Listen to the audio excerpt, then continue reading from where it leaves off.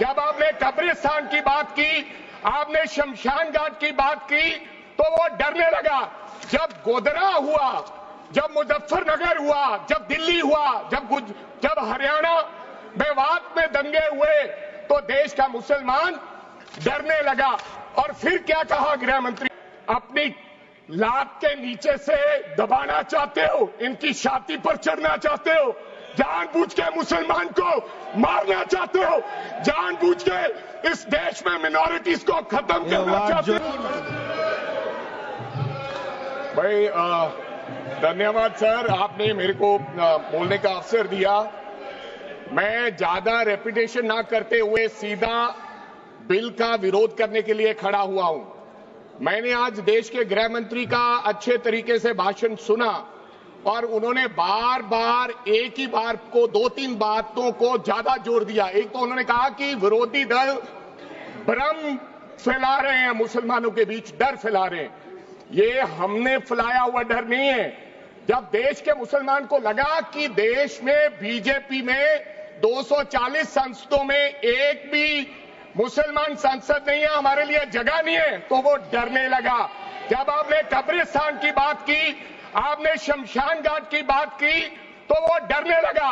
जब गोधरा हुआ, जब मुजफ्फरनगर हुआ, जब दिल्ली हुआ, जब हरियाणा मेवात में दंगे हुए, तो देश का मुसलमान डरने लगा।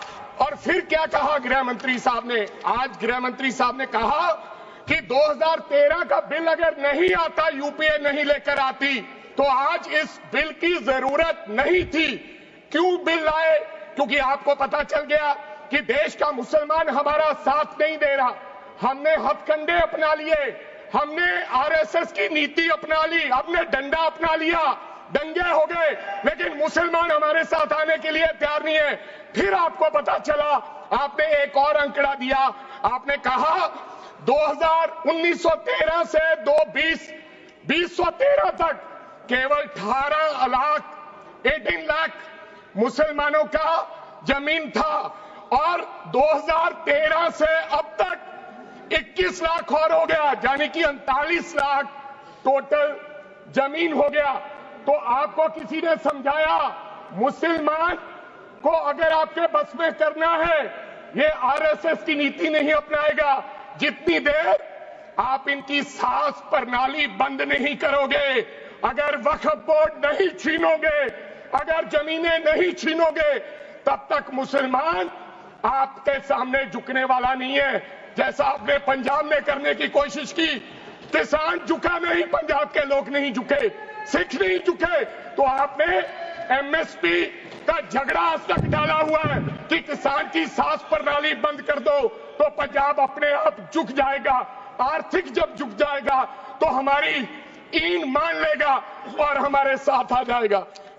आदरणीय सर, आपने बार बार कहा, आज गृह मंत्री साहब ने कहा गवर्नमेंट प्रॉपर्टी पर किसी का अधिकार नहीं है, पंचायत की जमीन कोई दान नहीं दे सकता है। मैं आपको इसके पीछे लोचा क्या है, इसके पीछे छुपा हुआ राज क्या है। 1947 में जब बंटवारा हुआ था, 47 से लेकर 1954 तक सारी प्रॉपर्टी गवर्नमेंट के नाम हो गई थी। उसके बाद 1954 में एक्ट बना, तो वो एक्ट में सर्वे हुआ 1961 टू 1970। सर्वे किसने किया? कलेक्टर ने। अगर पंजाब की, हरियाणा की, हिमाचल की बात करूं तो डिविजनल कमिश्नर अंबाला बैठते थे, उन्होंने सर्वे किया, तहसीलदारों ने सर्वे किया, तो वक्फ बोर्ड को यह जमीन देने का काम किया। अब क्या हो गया? जैसे राहुल गांधी कर्नाटक में भाषण देते हैं, गुजरात में मुकदमा दर्ज होता है, सजा हो गई। गवर्नमेंट की प्रॉपर्टी तो 1947 और 1954 में तो सारी प्रॉपर्टीज गवर्नमेंट की थी।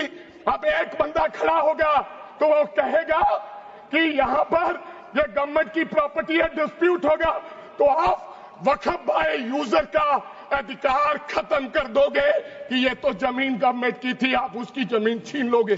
फिर आपने कहा लिमिटेशन एक्ट की बात कर रहे हैं आप, और किसी धार्मिक स्थानों पर तो लिमिटेशन एक्ट लागू नहीं होता, इनके ऊपर क्यों? आप जानबूझकर इनको अपनी लात के नीचे से दबाना चाहते हो, इनकी छाती पर चढ़ना चाहते हो, जानबूझ के मुसलमान को मारना चाहते हो, जानबूझ के इस देश में मिनॉरिटीज को खत्म करना चाहते हो। इसको एक्सपांस कर देना, जानबूझ के मारना चाहते हैं मुसलमान को, फिर और लोगों पे होगा।